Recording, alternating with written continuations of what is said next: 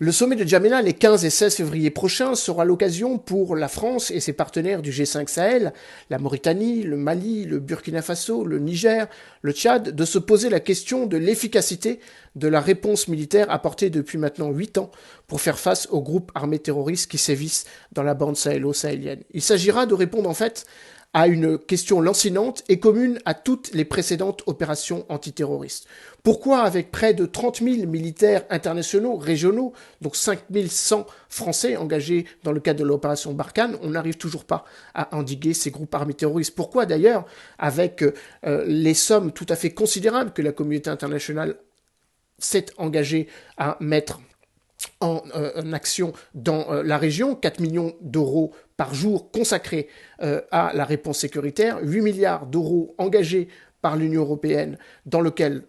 de la stratégie Sahel initiée en 2011, on n'arrive toujours pas à endiguer l'action de seulement quelques milliers de combattants. À cela, la réponse peut sembler paradoxale, tant les actions militaires engagées par la communauté internationale ont été d'une redoutable efficacité en 2020. On évoque l'élimination de près de 1000 djihadistes durant cette dernière année, mais au prix, néanmoins, du maintien de l'insécurité. 50 soldats français sont morts en opération depuis 2013, 140 casques bleus, 3000 soldats maliens, burkinabés et nigériens, sans oublier les 4250 victimes civiles rien que pour l'année 2020. De la réponse à ces légitimes interrogations dépendra en fait la légitimité de la poursuite de l'engagement militaire et civilo-militaire français dans un contexte paradoxal lié à une contestation locale de plus en plus prégnante quant